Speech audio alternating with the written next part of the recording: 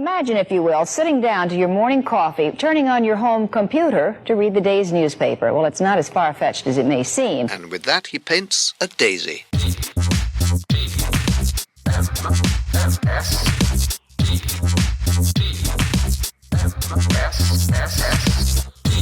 The Morning Stream. Better than getting a handful of dog food for the Halloween costume your parents made.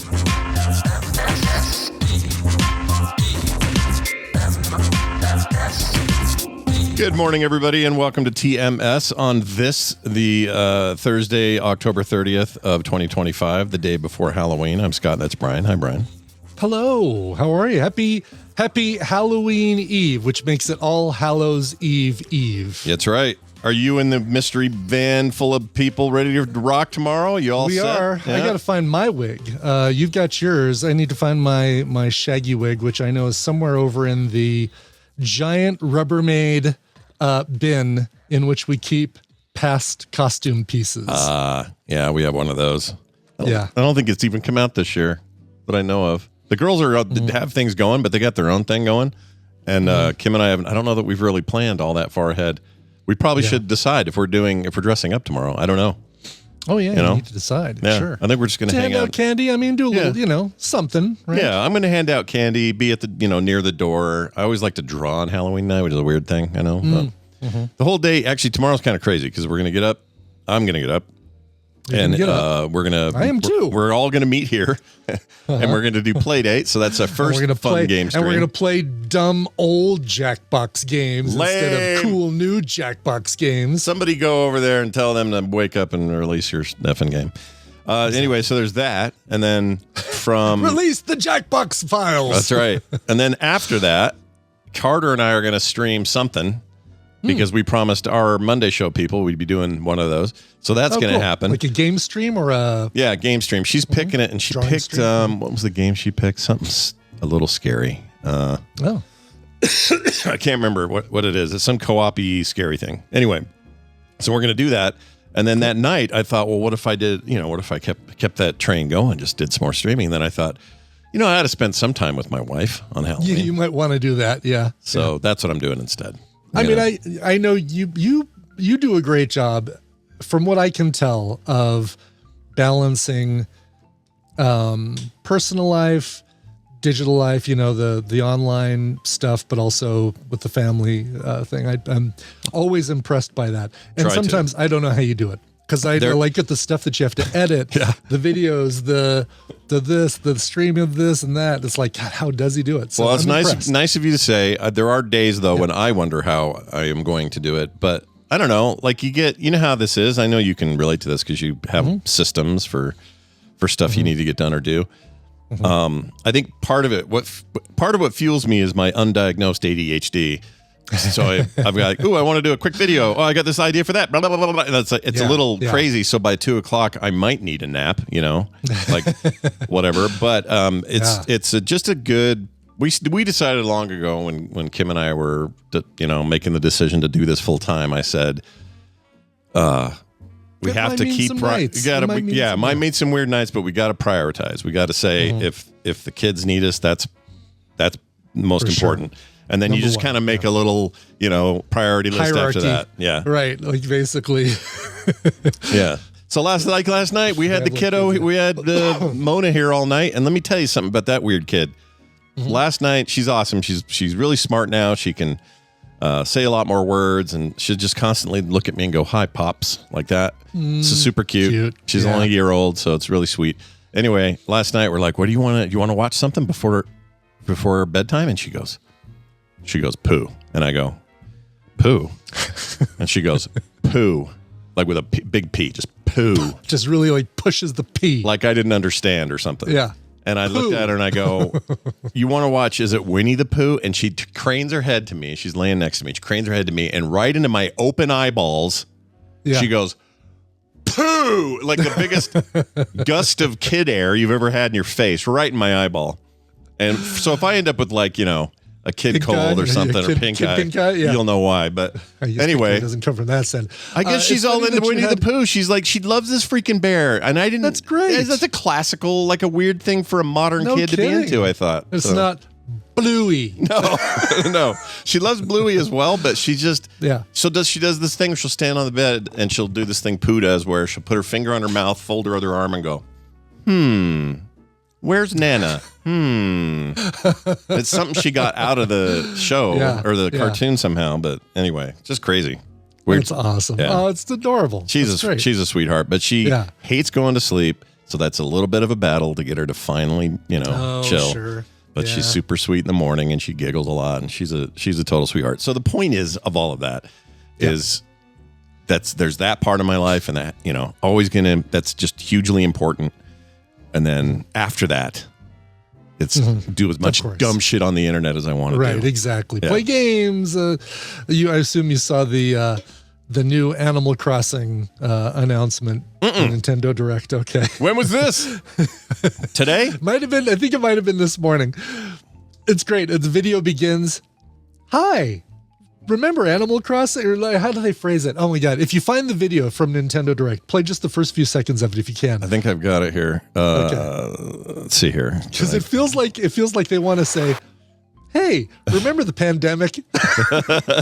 Is it a person talking? Let's see. Yeah, it'll be a woman talking. Okay, this looks like just a gameplay. Oh, this is literally just New Horizons for the Switch 2 edition? Yeah, but there's new stuff. Okay. All right, let's see. 12-minute video. Here's the actual video. Yeah, just the first few seconds is all you need. I think this is... Hello, everyone. How have you been? Today, we'd like to introduce the Animal Crossing New Horizons. Remember when you had this? Remember COVID? Yeah. And this is all you did for about it's 6 months. Us and sourdough bread. I do. That's what I associate this game with. That is actually kind of a problem. Yeah. No, it is. Do I want to fire this up and play it again? I don't think I do. I know. I was watching this and going like, oh man, they beef up the resolution. They add some new game modes. They increase your storage capacity. They give you this. They give you that. It now works like with the microphone on your Switch 2. So you can go, hey, Holly. And the Holly character will say, hey, what's up? Shit. And come to wherever you are. She's our new AI assistant, but in game form. Kind of, yeah, exactly. Wow. Well, I think you can even do that with even your residents, your island residents, if you say their name. No way. That's actually kind of cool. It's kind of cool. And you can use the mouse function to like do your all the stuff that used to suck having to use the joystick or the Joy-Con. Now you can do with the mouse, like moving furniture around and redecorating and drawing little faces and making icons and stuff like that. I could see the farming stuff they added later being way easier with the mouse. Yes. Because walking around and clicking each one was a big pain in the ass, I thought. Anyway, so yeah, I saw that. I thought, oh no, don't pull me back in. Every time I think I'm out. Well, what are they charging? Oh, here we go. Upgrade pack. Oh, that isn't bad. You know what? Usually their upgrade packs are stupid. They're usually like $40, and it's like, are you kidding me? This is only $5. Oh, that's great. By Nintendo standards, that's actually really freaking low. It's a bargain. Yeah. Because the game, if you never owned it before and you're just buying it outright on the Switch 2, it's going to run you $65 freaking dollars. Oh, 65. Wow. Yeesh.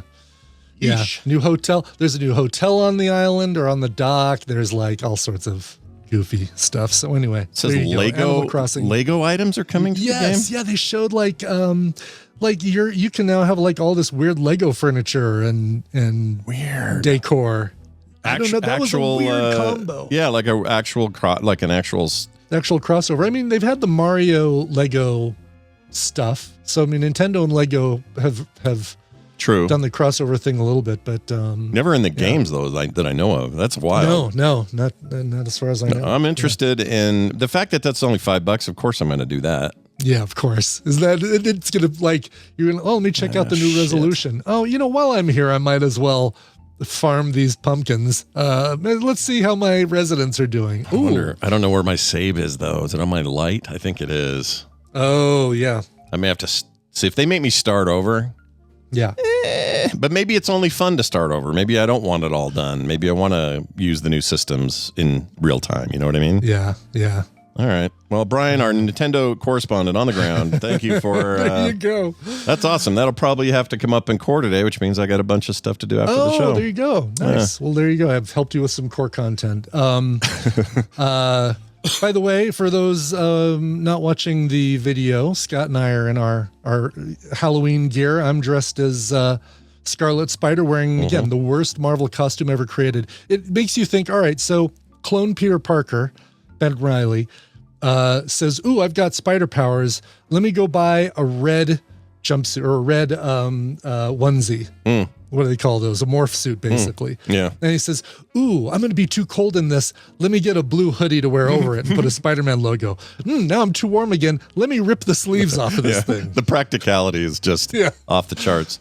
But you always, everybody, when we get a Spider-Man game, we all work real hard to unlock this one. You know, well, either you do, I don't. Like if there's a path that I can go on to get other costumes, I'll do it. But I don't really care. I like the later Scarlet Spider that has like the black costume with the red shoulder, the neck and shoulders. I think is really, really cool. But not that OG one. Not a fan, eh? Not a fan of the OG. Are there others? Are there other mainline ones you were just kind of like, go back to what you had? You know what I mean? Like, I know a lot of people don't like the 2018 video game one with the white. Oh, with the white. Yeah. Some people don't like that at all. I think it's kind of cool, but I think it's kind of cool. It's different. And I feel like every time he's had a new costume, I was fine. I was there in Secret Wars 8 and got the new black costume, and I thought it was really cool. When he was universe had the power of the cosmic power, and half of his costume was space. I thought was pretty cool. That was cool. The one I didn't like, the one that looked like metal pillow cushion. Silver pillow cushion. Which does it have a name or an era? I want to say it was his. What is that? Let's see. It's probably a whole list of these, right? Costume. I'm sure someone's got it. Yeah. Is that it right there? There it is right there. Here it is. Stick the it in armored spider suit. Copy image. Put it underneath Edgar Winter. Look at under Sir Paul and Edgar Winter. Oh, I don't like that at all. Yeah. That's dumb. That does look like dumb. It's somebody's gamer chair morphed into a... Right. I don't like it's like, all right, the metal, sure, that's kind of cool, but the fact that it's like square cushions kind of thing. Yeah. I mean, the idea is what? He's super armored? Like, I guess so. Take a beating from whoever's got the beating to give. Here's my favorite right here. Look at this guy. So awesome. What is going on with that guy's neck? I don't know if it's his neck or that suit's wrong or what's happening, but I feel for him and wish him the best. There's a reason we don't there's a reason I don't put on the Spider-Man costume that I have in public and walk around with it. Is it tight or something? Or it's tight. Oh, I would never. Exactly. It shows like I could weigh 30 pounds less and still look horrendous in that thing. Yeah, that's awesome though. I love if you want to go on a ride, just go image search bad Spider-Man costumes and this is great. Hurry and do it before AI takes it over. All right. There you go, for sure. Yeah. Oh, now, okay, what's this? So this isn't anything like the one you're wearing today. This is Miles Morales, right? Doing his thing right here. Right. That was kind of like a middle ground, like Miles Morales wearing the hoodie, kind of before he got the full-on Miles Morales costume that we like, because that's basically the top half of the costume he wears now, with a hoodie over it and shorts and black leggings. Gotcha. Yeah, I think it's a good look for him. For some reason, it works because he's more street than Peter Parker. Yeah. Well, he just feels like he can get away with that. He can pull it off. Yeah, he can pull it off. Now this guy Peter here, Parker clone, cannot pull it off. I don't know about this guy and his horrible. Oh wow, outfit, it's like he's already got he's expected to be kissing Kirsten Dunst at some point. So why pull up the bottom half of the mask to kiss Kirsten Dunst when we could just cut that part off? Oh, I freaking love it. It's a Spirit Halloween one, isn't it? Yeah, Spirit Halloween arachnid themed. Hero. Somebody reminded me the other day, I think Carter did, that I don't think I've ever been, or she asked me if I'd been, I don't think I've ever actually said, I know all about Spirit Halloween and what they're about and what's going on. I've never been in one. Ever. No way, really? Mm-mm. Ever? Never. Oh my gosh. I've been in equivalent ones, and some malls will have like a pop-up that's not them, it's some independent thing. And they've all got that same, like the costume comes in a plastic, like a Mylar bag that has a bad photo on the front. And they usually will convert to like a Christmas store during the, like they'll change through the year, but Spirit Halloween being what they are, this is like, no, that's what they are. That's all they are. And it's not like I have a problem with it. I'd love to go in one. In fact, you know what? My goal is before this weekend is over, I'm walking into a Spirit You're Halloween. Go into Spirit Halloween? Yeah. This better be content. Like this better be, get your phone. You absolutely should film it. And I'll wear this hair and go, I'm a newbie brother. Get me in. Let me in. I came for some Halloween costumes. Do you have fake vampire teeth? Looking for a female body inspector or the FBI. All right, that's it. That is this costume from now on. There you go. It's Michael MacDonald. Also been on a horror movie kick. Thank you to you and Monica. Watched Talk to Me last night. Oh, I love Talk to Me. Okay, what'd you think? Might be. I'm trying to think of one I find scarier. That might be the scariest movie I've ever seen. I don't know why. Pretty freaky. Pretty freaky. Possession stuff always gets to me. And oh yeah, we talked about that before. This is like right up that tree. It's right up that tree. Yeah, that is. I liked Black Phone. I'm going to see Black Phone 2 today with Tristan and Kay. I like Barbarian. I like Weapons. Those are more thrillery than horror. And Talk to Me just freaked the poop out of me. Oh, you got to roll right in to Bring Her Back then, the same That's what I was going to ask you. Level-wise, like, what are we talking with Bring Her Back? Scarier? Did you find it scarier than you found Talk to Me? Yes, marginally. I'm not going to act like it was a giant jump, but it is. I thought it was scarier, and it delves deeper into, because it's still kind of, this is their wheelhouse to do the possession stuff with their own spin on it. It's more of that in a way, but it's the way it's done. You can just tell they're maturing as filmmakers, and they took this to new levels, in my opinion. It also has more heart, which makes it worse because it's also heartbreaking when shit goes bad. Yeah. I found that to be pretty much the case. Yeah, that was really, I mean, that ending, I know I should have seen, this is one of those movies, Talk to Me, where I thought, after I was done, I went, why didn't I see that ending coming? But it caught me completely unaware. I had no idea they were going there, and I loved that ending. It was so good. That was a great ending. Yeah, so good. I know what grossed Scott out the most, and it was none of the actual horror elements, but it's waking up with somebody's foot in your mouth. Yeah. Yeah, no, that's it. I'm trying to think of this. Is there anything else in there? Oh, the eyeball stuff is pretty. Yeah, there's an equivalent to that. Not the foot. It's not another foot, but there's something that happens in Bring Her Back very early in the movie. So when you watch that, come back and say whether you think that or what you think grossed me out. Okay, it's an effect, so it's not like it. It's not. It's just. I know it's meant for just effect, but what they portray is so, to me, very gross. There's something that happens later with a knife, not going to say what it is, that Kim just about turned the TV. She couldn't. It was so bad. Really? Yeah. Okay. Oh, God. You gotta watch it, dude. She loved it, though. She ended up really liking it in the end. Good. Yeah, I'm looking forward to it's dumb of me to try and watch this stuff right before bed, but that's exactly what I decided to do. Cram it in right before Halloween, right before bed. I understand. Exactly. Well, anyway, we hope you're all having fun working toward the big holiday. We're going to do some quick news here. Wendi is on today, so watch for her coming up. We got a thing we're going to talk to her about. Before that, though, this. It's time for the news, and it's brought to you by Coverville. There will be a Coverville later this morning, right after TMS at twitch.tv/Coverville. We're paying tribute to David Ball. David Ball was half of the band Soft Cell, along with Mark Almond. Of course, you know them best for the song Tainted Love, which was a cover they did themselves of Gloria Jones.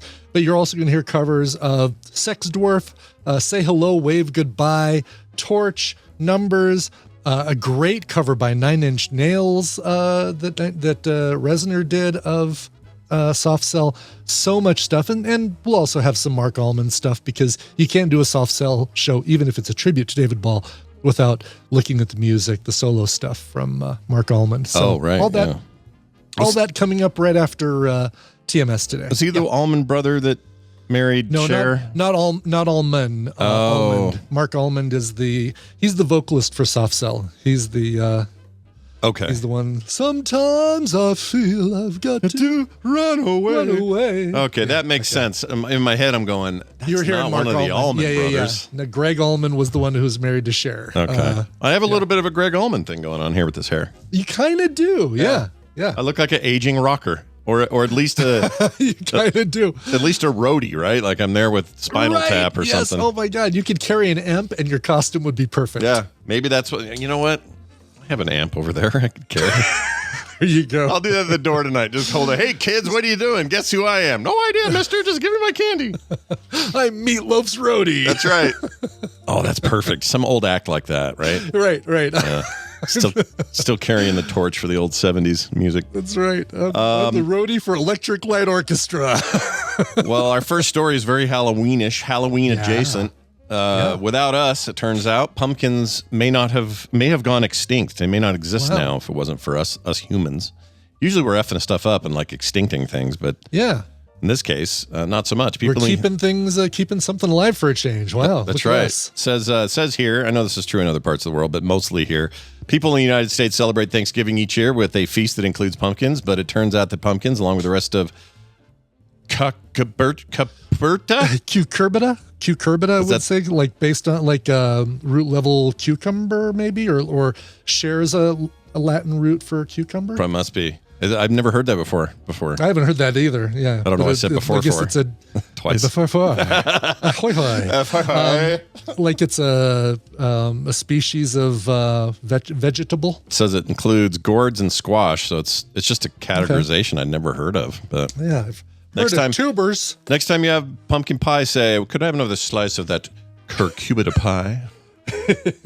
And people say, what are you talking about? And you say, what are you? Oh, you don't know, you'll say? This pie that mankind helped keep alive by carving and eating. Well, it says more than 10,000 years ago, the extremely bitter-tasting wild ancestors of these plants were thriving across the New World, along with large mammals such as giant sloths and mammoths that grazed on them. Today, those wild plants are rare, whereas the sweet-tasting domesticated species are extremely common in our gardens, that is.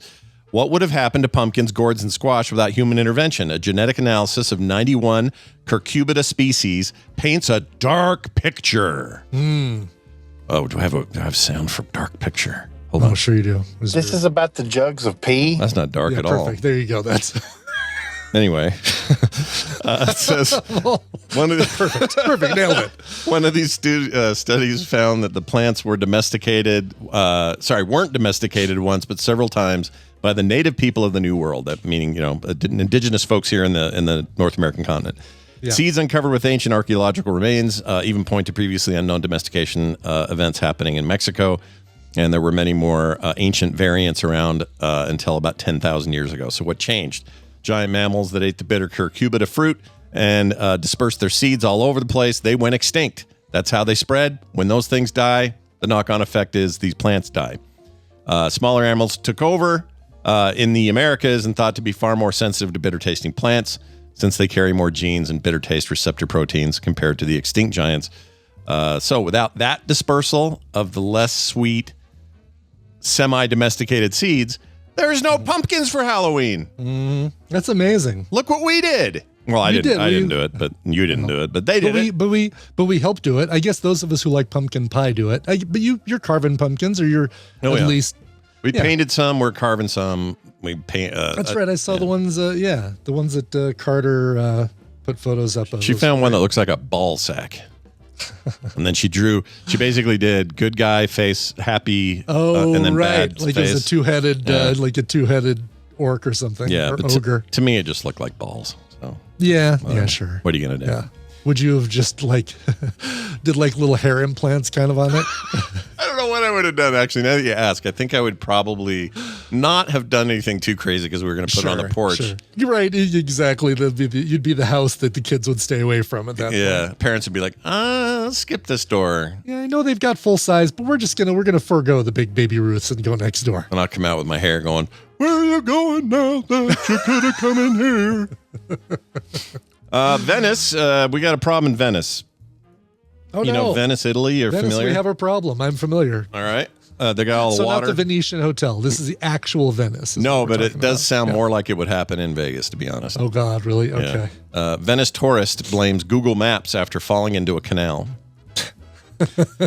Now, this is a Polish woman.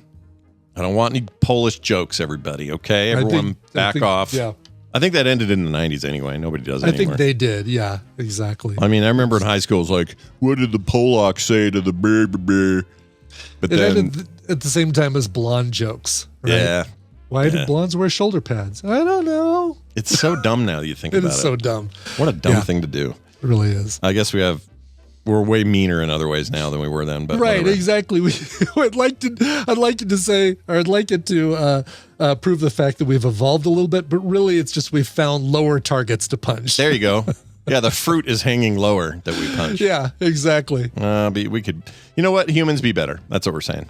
Yeah. Anyway, that's not about this. Polish woman vacationing in Italy had quite the fall, tall tale to tell her friends. I don't actually understand that. Was a reach, Toronto. Yeah, had quite a fall. In other words, like there is a tall tale. I was going to say a fall tale, but I meant to say a tall tale. Oh, that's lame. It's really lame. Toronto Sun also do better. Yeah. I like Canada, but come on, you guys. Yeah. Anyway, in case you missed us on Instagram. Tariffs are starting to feel justified. Yeah. We don't need your syrup. Exactly. Your maple leaves. What else you got up there? We don't need to import any more jokes like this. Your beef. I guess they do a lot of beef, right? Do they have a lot of beef for us? Okay. I think so. I don't know. I don't understand the beef market. I'm not really an expert, but anyway, the way this all went down is she shared a video of her holding her phone as she walked down steps toward a canal before toppling into the water. Okay. So basically, she is navigating like this. Yeah. I think you did this for the views. That's what I think they did. Exactly. Yes. Because here's what she says. You go when Google Maps says go straight, but you're in Venice. You go straight. It's like saying. I'm amazed it doesn't begin with POV of following Google Maps to the letter kind of thing. Yeah, I don't buy this at all. The story's bullshit. No, it's bullshit. Yeah. It's fake. She wanted the likes and no. She claimed she was left half bloodied, half soaked. No, sorry, left bloodied and half soaked. Left bloodied, not right bloodied. No, left bloodied. Left bloodied. Yeah. I call bullshit, and also 90% of those people on TikTok and Instagram don't know how to use the phrase POV correctly. Mm-mm. No, they think it means part of vagina. Here is a thing. It must be a POV. Yeah. Parking on Virginia. It sounds like one of your euphemisms. Yeah, it does. What'd you do this weekend? I was parking on Virginia, if you know what I mean. Yeah. You know, those high school kids don't want to give it up, so they're just parking on Virginia. Like soaking here in the States. Yes. Why do I have two sets of headphones on? I just realized. You pulled one down around your neck when you put your wig on, and then you apparently... I don't know which pair's which. I guess it doesn't matter. They both work. I feel like an idiot. All right, that was a weird thing to film. It was like an AI video, and it screwed up and put two sets. Right. That was weird.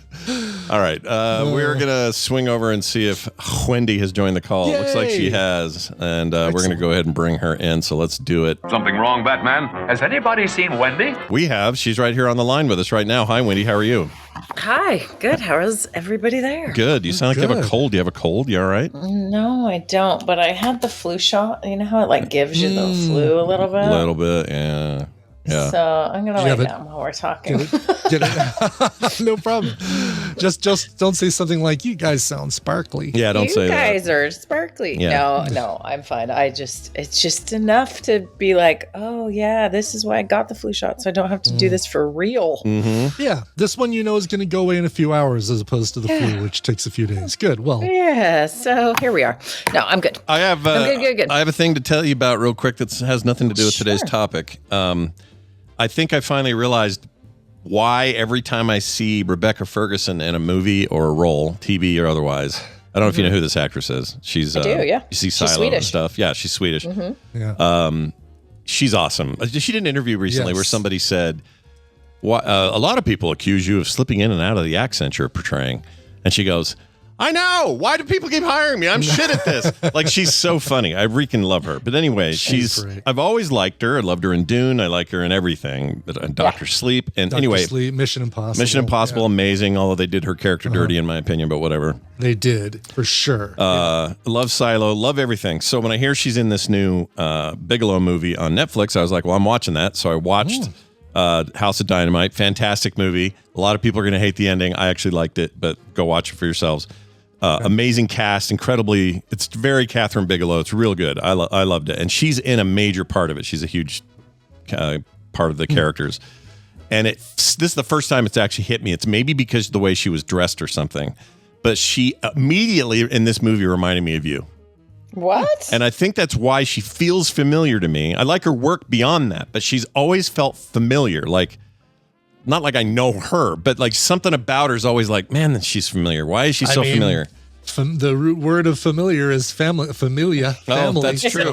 That's true. So next time you see her, I'm just saying, maybe it's her personality too. Maybe it's her like, she's, in this in particular, she's very professional in this job she's in, but she's also got these like Wendy-isms. You have to see it. Oh, that is the nicest thing anyone's ever said to me. Jeez, ever? Wow. Don't tell Adam. You need better friends. Yeah, you should watch it though. Because I think she's awesome. You should watch it with Adam, and then you'll see. I think you'll see what I'm saying.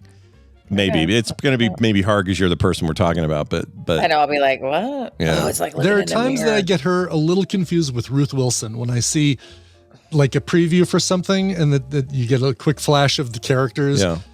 Sometimes I think Ruth Wilson looks a little bit like her, or vice versa. Oh, Ruth Wilson. She's in. Oh, I could see that. Yep. Yeah. She's in something new. So I have actually. a friend. Yeah. I have a friend in Sweden who has the exact same face. So when I see her, I just see all the Swedes I know and this twin Swede she has, because she is super Swedish looking. But you wouldn't know because everyone thinks a Swede is like a Viking, and it's not true. No. Although I would trust her to freaking storm into battle anytime. Break someone's neck with her legs. Yeah, she's awesome. She really is great in this. If you guys, I actually want to hear what you think of that thing, because that movie. All right, I'll check it out. That's my homework. I can't wait to watch it. What's it called again? It's called House of Dynamite. It's on Netflix. It's Academy Award-winning director Catherine Bigelow. She did The Hurt Locker and Zero Dark 30, and dang, she's very good at this stuff. She used to be married to James Cameron. I'll bet she has some stories. But anyway, I'll bet she does. That she probably signed an NDA not to reveal. Probably, yeah. Don't tell anybody that I. Have you ever wondered why James Cameron was any good? I'm telling you. It might have been the woman behind him. Exactly. Yeah, nice sexist assumption you both made the other way. Yep, I did. Right, it should be in front of him, but it's the old phrase. It's the old phrase. Why do you say you both? I didn't say it. Yeah, all Brian did was laugh. So there you go. Laughed. Yeah, Brian, not all men. I get it. We turn it into that. I love it. But if she ever came out with a book and said James liked to paint himself blue every night and hide his unobtainium or something, I wouldn't be surprised. We knew it. We knew it the whole time. Anyway, well, let's get to it. My sister Wendi is an actual therapist. She comes here on Therapy Thursdays to give you guys some advice, help you out with your problems. And we decided on a topic before you found an email that fits it pretty well. Yeah, I went through some old ones. I was just like, I've got to have something on this. This is so common. And then I'm like, what? And here it is. Yeah. So we talked about trauma before. I think, this particularly hits because Wendi and I have a family member who passed away suddenly and out of nowhere the other day. And we're doing funeral arrangements right now and all this stuff's going on. It's all a little intense. And on top of that, our mother's in decline and her husband's a psycho and there's all these things that just kind of add up, and it's a lot. Have you heard just side note, Wendi, did you talk to Misha? Do you hear what John's doing? Have you heard about all that? Yeah. No. Oh, good. No. Because I think you're going to be super mad, but we'll talk about it later. Here's the thing, guys. I am doing a happiness class right now. I am in such a happy place. I don't look at the news. I'm not on social media. Yeah. I didn't know. I only knew our nephew died because somebody called me in real life. I did not see it on face, whatever. I'm telling you, I have the secret sauce. You guys should get some. Yeah. But ignoring the world around you does amazing things. Ignoring a crazy old man I'm doing that in every arena of my life. All the crazy old men I don't pay attention to anymore. Good. So I guess I'll find out. I kind of hope you don't hear it because I know it's going to make you mad based on your last trip out here. But we'll talk more about that later. So let's get into this particular trauma discussion around trauma. I also have the question about why sometimes people can feel numb to it, because I'm going through a bit of that right now where it's just so depressing, the loss of our nephew, that I kind of don't feel, I feel sad, but it's not, I don't know, it doesn't feel normal. So we'll get to all that. Yeah. Hey, Wendi, Scott, and Brian starts our email. This is somebody who will be called T for traumatized. I've been trying to understand something about myself, and I'm hoping the three of you could talk through it on the show. I always thought trauma meant something really extreme, like war, abuse, or major accident. But I keep hearing people talk about trauma more broadly, like overwhelming experiences that were too much for us at the time.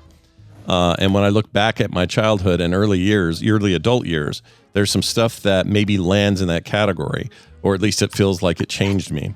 For example, my dad had a unpredictable temper, nothing that would make news headlines, but I grew up constantly scanning the room, trying to keep the pace, trying not to set him off. And now, as an adult, I notice I still do that. I monitor people's moods like it's my full-time job.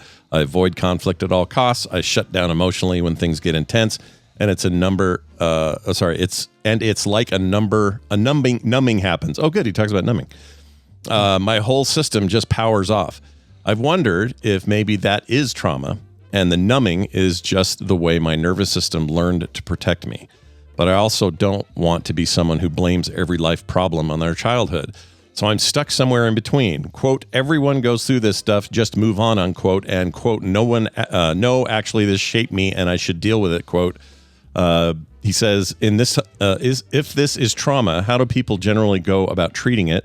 What does healing look like? I've heard EMDR, somatic therapy, CBT.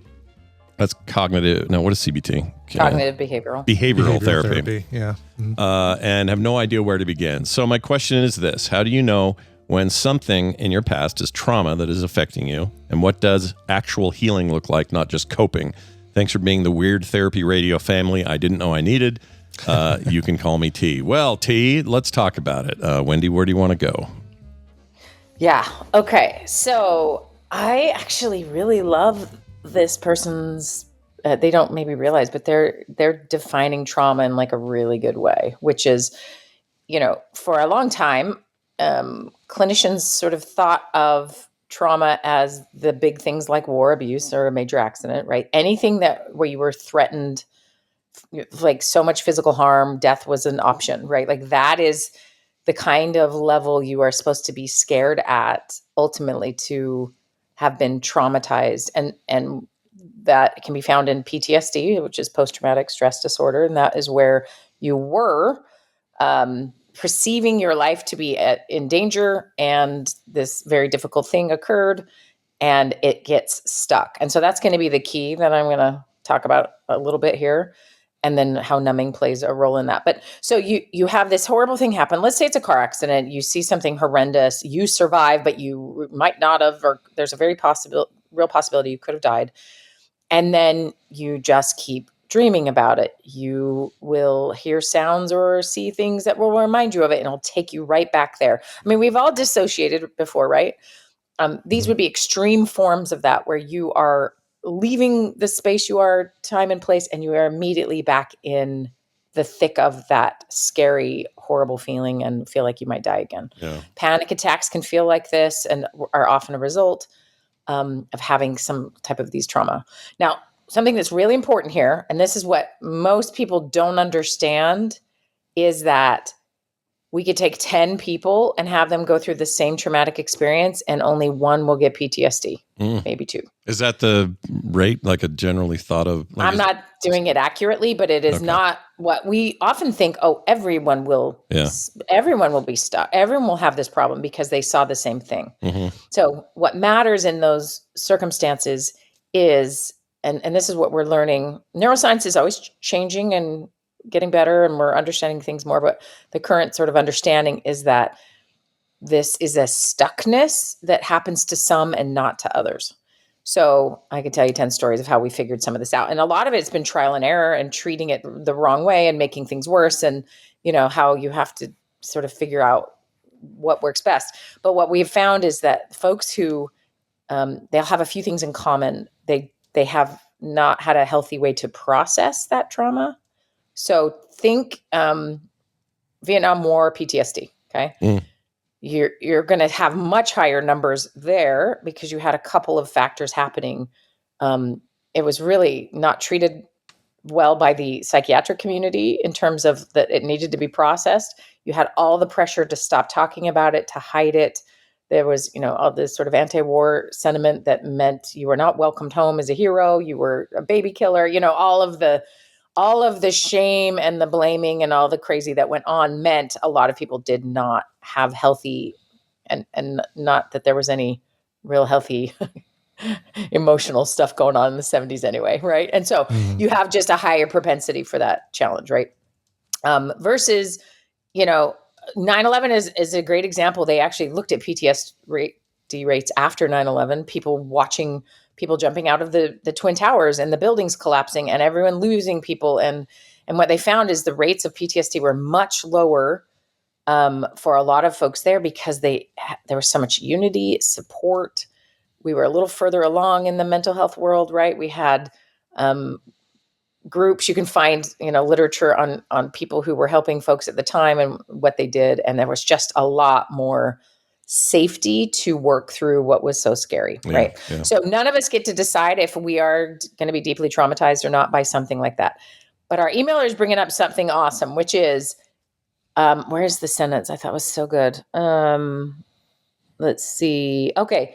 Or is it more broadly like an overwhelming experience that was too much for us at the time? Oh, I see. It is a brilliant definition. Yeah. Because trauma with a big or little t occurs when it's too much for what we are capable of handling. And that can be so many things, right? So let's take his dad's unpredictable temper. He's a child. So no matter what, he did not have the ability of an adult to handle the anger of unpredictable behaviors and anger of his dad. So it was traumatic. So does that make sense? Yeah. Is my definition working here? Yeah. Okay. I get it. Okay. And so when most people think about this, they'll maybe try one category or the other. And then we have Gen Z who comes along and says literally everything is traumatic. Yeah. Right. There's a bit of that going on. A little bit. Yes. Yeah. And part of that is this exact definition. They have felt overwhelmed by something and did not have the resources at the time to deal with it. Now, I think other generations, were out doing Lord of the Flies in the woods with their friends. And so they have a little, they built up a little bit of little bit of skills. Yeah, a little bit of block. They had some calluses going into life. Sure. And so, making a phone call, I mean, we've talked about this before, but just like making a phone call can be like a devastating, overwhelming experience for someone. And then you take, when you guys were kids, you answered the phone or called your friend's freaking dad to find out if he was home. You had so much more interaction that way and nowhere to hide. You couldn't text someone and not show your face. So you just had practice, you had calluses, you had some skills. And so I like to think of it this way because it's less cruel to, younger folks who maybe just don't, a lot is overwhelming. They've been protected from a lot. They are also seeing a lot of trauma and not actually processing it, right? Yeah. Okay. So long story to get to this. When he's talking about what he's been through, here's what I want people to pay attention to. He grew up constantly scanning the room. Mm-hmm. Okay. He didn't know he was or wasn't doing that in the same way he understands that he was doing that now. And so when you see a child behaving in certain ways, you can see that there has been trauma, neglect, some kind of thing going on for them because of their hypervigilance, maybe they're precocious. There's lots of things that a kid, to survive things they can't really handle, have to do to be safe. And it's very neurological, right? You can imagine someone's nervous system being built around at any moment, someone's going to come crashing through that door screaming. Mm-hmm. And if we live that way, you would be on edge all the time. You'd be tense all the time, right? It'd be really, really difficult.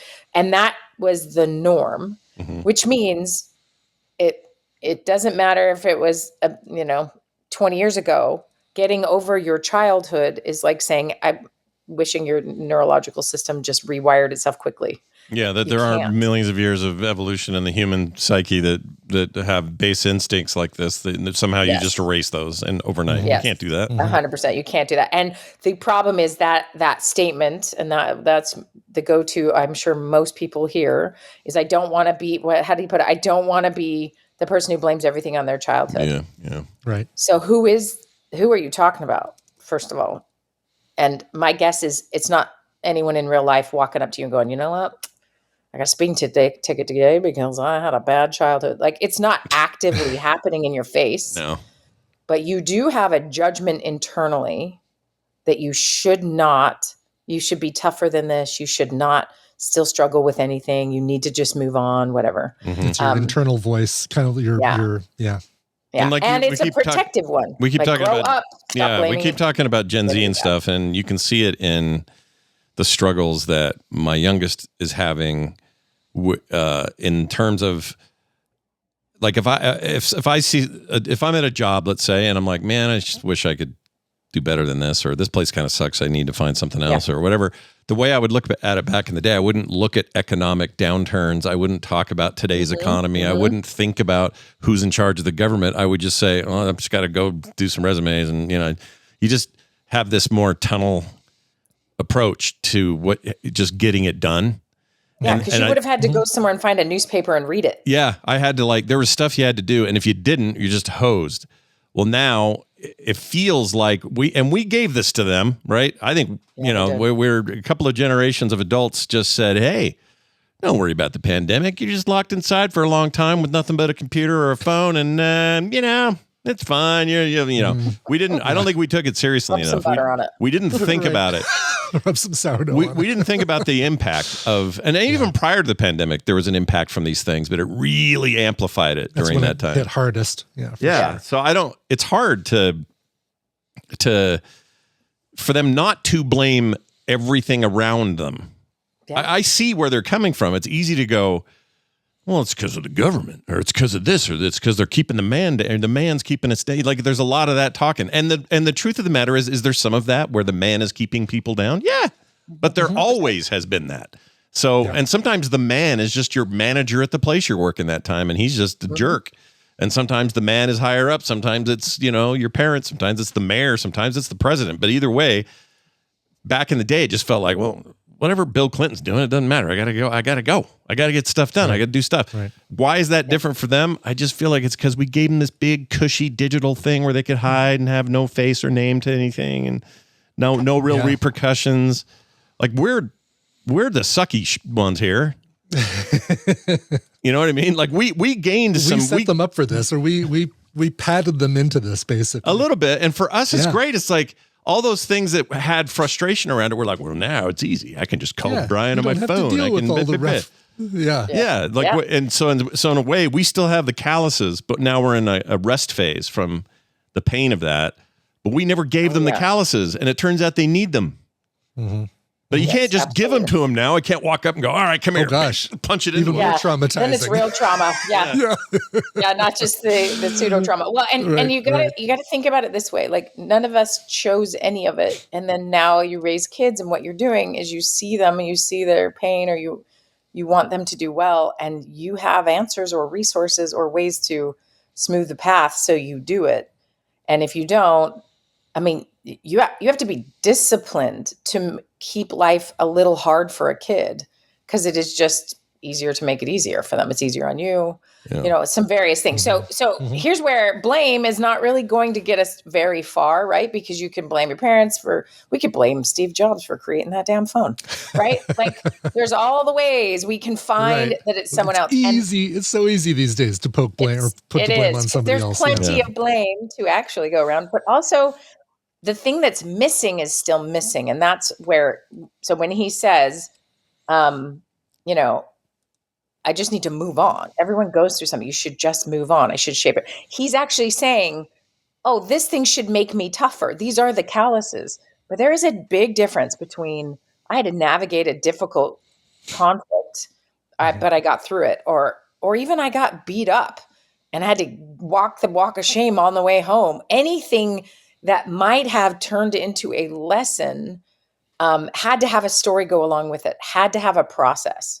Now, some people internalized and became their own bully after being bullied, right? Some people might have externalized and gotten support and processed and talked it through. Again, the difference between trauma affecting us long-term or short-term is the difference between processing it or not, hiding it or not, shame or not. And so take something, let's say, there was something with his, like his actual example right now.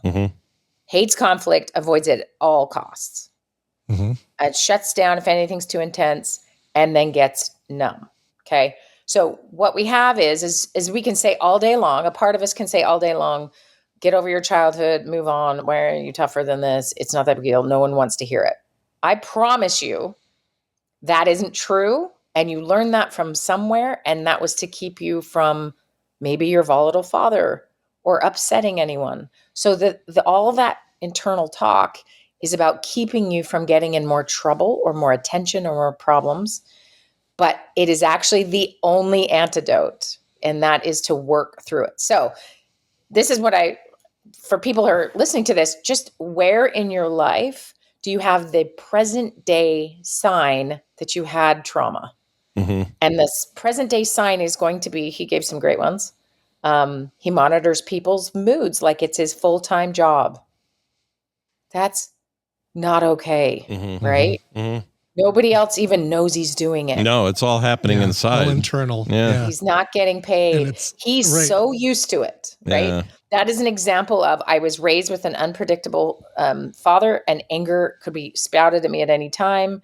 And I can't. So the way to avoid it is I monitor everyone's moods, and then I avoid all the conflict. And then because I am literally I'm first of all running on adrenaline and cortisol to keep myself safe. I'm in battle mode at all times or protection mode at all times. Then we burn through our neurochemical situation pretty quick. And that's when numbness comes up. So Scott, when you say, when I'm feeling numb to something, numbness, just like it is with the dentist, is helpful. Every once in a while, we need a bit of numb to just get through something. So an acute trauma, like we suddenly lose our nephew and it doesn't feel real. We're not there. We don't have the context. So it will feel more real when we're there at the funeral, right? Like there are processes to actually feel the feelings that are helpful here, but it's not an uncommon reaction to feel disconnected from it, because it's such a shock in regular life, right? This is why a car accident or anything like that, it just intrudes in the flow of normal time and is jarring. There's also this thing in me where it feels part of the problem is we have this really close-knit community. And so we hear about deaths in our community and can do really very little about it. Other we can talk about them and, be sad that they're gone, and we pool together and help families when needed, or send flowers, or whatever you do. But it feels, this year in particular, just feels like I'm waiting for shoes to drop. I'm waiting for the call that says, John fell and now it's permanent. Now your mom's really alone, or your mom died last night. I'm waiting for that, like almost like I'm anticipating it, and I'm just like, I'm putting up this shield. And meanwhile, I'm like, and now my nephew, who we all loved to death, we loved Lucas, just poof, that's it. No more Lucas. That came out of nowhere, not even left field. At least that's a place I can point to. There's nothing that anyone expected with this. And to have that happen, I find I'm putting up walls to all of this because I'm waiting for another one to hit. And I'm thinking, well, I can barely do these few. How am I supposed to handle all of that? And then at the same time, I have a job where I'm like, it's a lot of what I do is meant to be funny and light, and we're having a good time. Yeah, here we are on the morning show, and I'm doing a video game show after this, and we're going to be talking about all these things and cracking jokes, and comedy's a part of the career, the job. So, but there's always this existential dread dancing around the back. Yeah, it's hard. It's really hard to eliminate it, and especially when it seems like it's just happening like bam, bam, bam, bam, like over and over. And Kim's sister dying and her other sister getting cancer and her mom getting cancer and then her dad getting cancer. It's like nonstop around here. It feels like, Yeah. you know? And I think what you're experiencing as an adult, this is actually the right age. This is developmentally appropriate to have some things falling apart because of your age. You've lived this long. You have people older than you, which is a gift. And tragedy strikes.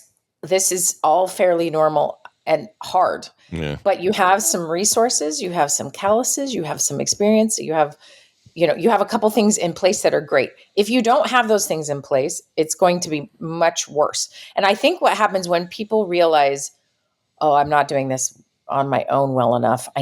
What do? We don't say, you know what, I'm going to double down internally. What they do is they say, I need someone else to help me. I need someone outside of me. So maybe that is go to therapy or reach out to your group of friends for support or just freaking talk it through is massively helpful. And going back to this sort of younger folks who have less friends than ever in the history of time and they spend less time hanging out. The number in high school is wild. It was like in the 80s and 90s and 2000s, seniors in high school were spending 4 days at least hanging out with friends a week. Yeah. Now it is 1 if we're lucky. Yeah. So and I get you can hang out online. I get that, but you're not getting the person who you can call and say, pick me up, my tire's flat, right? Like some of that processing doesn't happen for them. At the same time, they are exposed to some of the most horrific things in HD seconds after it happened. That is a bad recipe for the human ability to metabolize. And maybe this is a key word here, is to metabolize trauma. That is what we are called to do as freaking humans, is we have to metabolize trauma. Which means process it. And just like food, you have some of it that will be waste. Some of it will be nutritional. Yep. That's a great comparison. And some is just pointless to have in there. It's filler. It's a Twinkie. And it sucks. And we wish it wasn't in there, right? But the metabolism, and everyone's going to have maybe a different rate. I tend to be a very quick grief metabolizer. I feel like I go faster than other people. And I find meaning really quickly. And that's usually what people are needing to do. You need to talk it through. You need to find meaning. You need to make the story make sense to you. And that when that feels that moves you towards another place, right? You get out of the anger or the bargaining stage and you move towards acceptance, So we all kind of have different rates at doing this. The hard part is that we all are connected. And so when we grieve differently or at different times, or someone's completely shut down, other people are talking too much and screaming, like we're all over the map. But I do know this. I do know that when it's stuck. So let's go back to the emailer for a second. If he could have had power as a child to make his world predictable, to stop his dad's anger, he would have done it. And I guarantee he tried what he could as a child, which was to be quiet, small, never create any conflict, and monitor everyone's facial expressions to see if, he would be safe. That is a lifetime of paying for that type of experience. This is not about, oh, your baby, you're talking about your childhood. No, your childhood wired you and you need to rewire. And the way to rewire is essentially, and we should do a whole nother hour on this, but the treatment actually is really beautiful and difficult at first, but so worth it. And that is to have your body learn that it's safe. So he mentioned somatic therapy. I was like, dude, this guy is on track. Knows his stuff. Okay, so EMDR is the eye movement desensitization technique where you're following some lights and doing some things with your eyes as you're recounting trauma, and can really do wonders. Like my good friend's daughter actually saw Charlie Kirk shot in front of her. Oh, she was like 5 feet away. And she was right down that little cove part of the stadium there. Right in the front of the stage. Oh, yeah, geez, she was right there. And she said what she realized was that she freezes and she couldn't even drop, and someone had to pull her to the ground. And things you don't know about yourself and you don't ever want to know about yourself. And so she was able to get some EMDR therapy and a couple sessions, and she is doing really well now. Like it really helps process through those things. So somatic therapy is a little different. It's very much body-based, because if you think about where all of your stress and tension from any experience you've ever had is in your body, and your body stores it. And that is, so, a conflict comes up. He has a biological memory of being unsafe during conflict. And so, of course, everything is screaming in him, get away from this, stop this. So you need to be able to tell your body it's safe. So somatic therapy is really good for that. It's more movement based, breathing. You sort of co-regulate with the therapist. There's versions of this with yoga and some other things, like just because we're so out of our body when we are in fight or flight in our brains, when we're not actually running away. One of the best things you can do is physically do the thing that fight or flight requires of you. You need to literally fight or run. Face it, yeah. And deal and physiologically go through the whole thing to get that through your body. Most of us just stay stuck and store. Think of it as we're just a storage unit of all of it is rough, right? Yeah. So I would recommend either of those things for this person. CBT is also great. That really helps you talk through and figure out the errors in the way you're thinking. And I noticed 3 errors in this person's thinking about when you are blaming yourself for blaming your own childhood and bullying yourself a little bit to just move on and just deal with it, right? Those are some thoughts that maybe are not working for you. And so all 3 of those would be great suggestions. I definitely, people will go their whole lives with this, 100%. This is happening left and right, and you will see it. And if you ask someone to start telling you about moments in how they're living in just basic life, you will see trauma show up as this precursor to how they handle life. So I would say we just traumatized Gen Z, and then we make fun of them. So yeah, well done, everybody. We did it. Yeah. Perfect. We're all boomers. That's what we're doing. But what was our plan all along? Yeah, it all worked out. One thing to remember, I think that the big takeaway today is that me chasing Wendi around with a cold soldering iron when she was a kid actually built her resistance up. It did. You gave her calluses. Yeah. So, Absolutely. just ever thankful for those moments. Exactly. Wendi, tell people about Know Better You, why they should sign up just for notifications, because when the next thing swings around, they want to be ready, right? So Know Better You, the letter K for the no, and then obviously the letter U. Yeah. And just, give me your email. That'd be great. And I'll let you know when new things are coming. We're at the 3rd week of the happiness class, and I've never been happier. It's been great. That's awesome. So thanks everyone for helping me make a thing that made me happy. Yeah. No, it's a lot of fun. We have a really good group. And so anyway, we'll go through that. And then in January, we'll start some new stuff and figure out what that is. But well, I look forward to seeing you in a couple of weeks, even though I don't like the reason, but can't get enough of Wendi this year. Just constant. How many planes do I have to get on? I know, right? No kidding. Sucks. Yeah. But hopefully. And also, it's always Vegas or Utah. I know. And I fly the cheapo depot, so I am walking 4,000 miles to get to the entrance of the Salt Lake Airport. That terminal is killing me. It is weird though, right, Brian? Like Salt Lake, Utah, or Salt Lake, Vegas. It's right, exactly. Denver, Vegas, Denver. Yeah, it's all that exists around here for us. It's so weird. But anyway, I do look forward to that just because I like to see it. But we hope everything's going good and Elliot's shoulder continues to heal.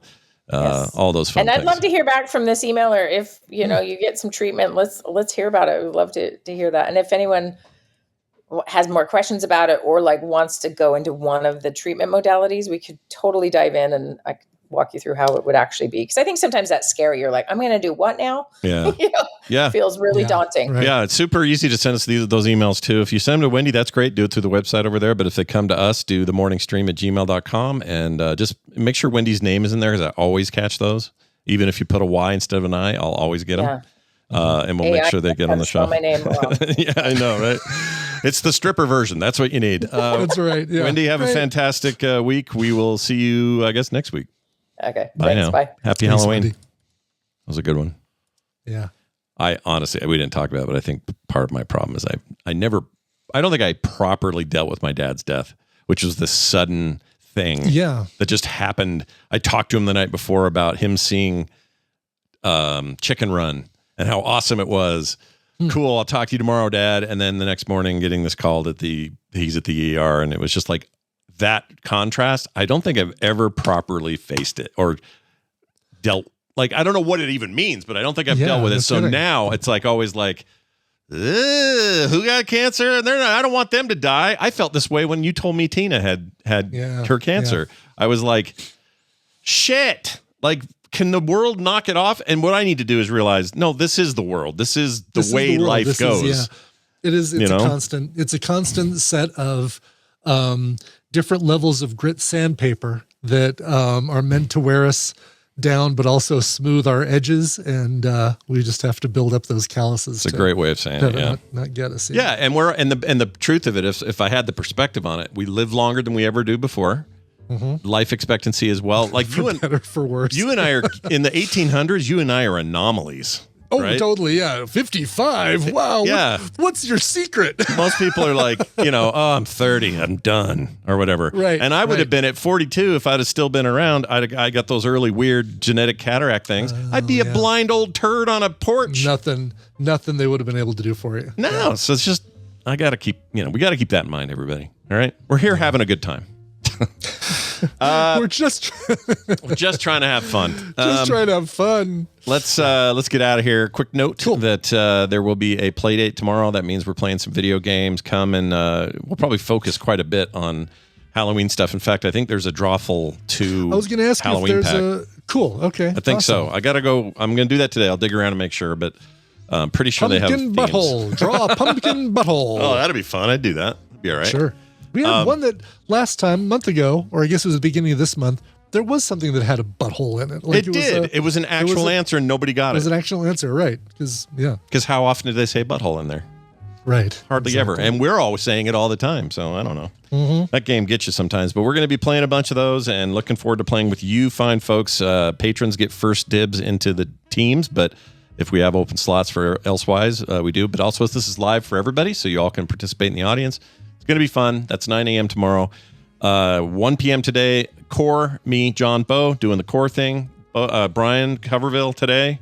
Yeah, in 10 minutes, basically. Right after we're done. I'll start right after we're done. I'll start the, as soon as we're done picking titles, I'll start the Twitch stream songs, and then we'll jump right into it. Soft sell. Yeah, soft sell, baby. Yeah. So watch for that. Let's get a song out now to them so they can have that. Yeah. This is a good one. This is, man, I am so just in love with this artist. With her music, I should say. Or am I? This is a Cuban Swiss violinist, singer, and composer. Her name is Lily. Jeez, I'm already a mouthful. Everything about this a mouthful. Yeah. Yilian Cañizares. She's got a brand new album. It's called Vitamina Y. It comes out, or Vitamina E, comes out February 6th. Comes out on Tina's birthday next year. Oh, won't that be sweet? This is everything. Like, you're going to be Stefan for a second. This album's got everything. Afro-Cuban rhythms, African pulse jazz, classical strings, and flamenco guitar. The hottest nightclub. Yeah. Yes. Anyway, it's fantastic. And I'm going to play the first single from it. It's called Jovina a Ver. You're going to love this. Here is, I'm going to say her name one more time. Yilian Cañizares. This show is part of the Frog Pants Network. Yes. Get more at frogpants.com. They keep putting things into my mind.